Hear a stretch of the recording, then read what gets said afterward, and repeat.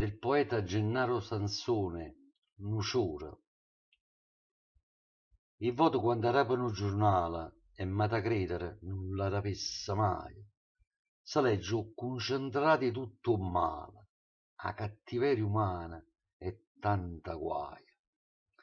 A ieri stanca a casa mia tornaia e mi mettette a leggere il giornale. Che brutti cose, una brutta assai, che mette la coppa a tutto quanto male. A gente asciutta pazza, che schifezza, che grande cattiveria e che peccato. Hanno trovato proprio in da monnezza un bello creaturiello appena nato. Sto piccirillo stava in mezzo alla via, arrabbiato dinta un sacchetto. Che infamità! Perché, maronna mia, una mamma fa un figlio e dopo ietta? Dice che l'ha trovata una canella, prima abbaiata e dopo po' ha chiagnuta. Chissà, forse perché a chi sta in giurilla l'ha pigliata po' figlio che ha perduto.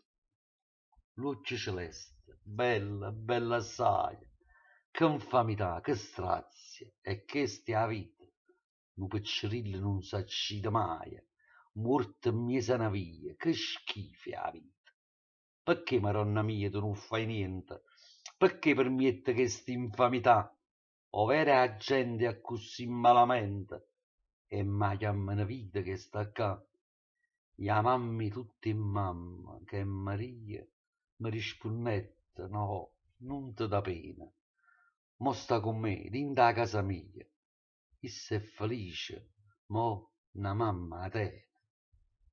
Dopo che aveva letto questo fatto, mi sono sentito tutta disturbata, senza mangiare, zitta, rindolietta, e che stanotte me l'ha già suonata.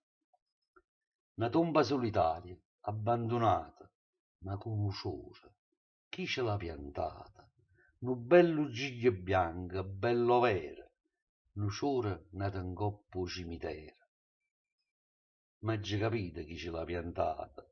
Sto ciore in coppa a ca chi ce l'ha messa. Mo sta in giurilla che se n'è volata, sta in braccio a te, a dormire in tuo paradiso.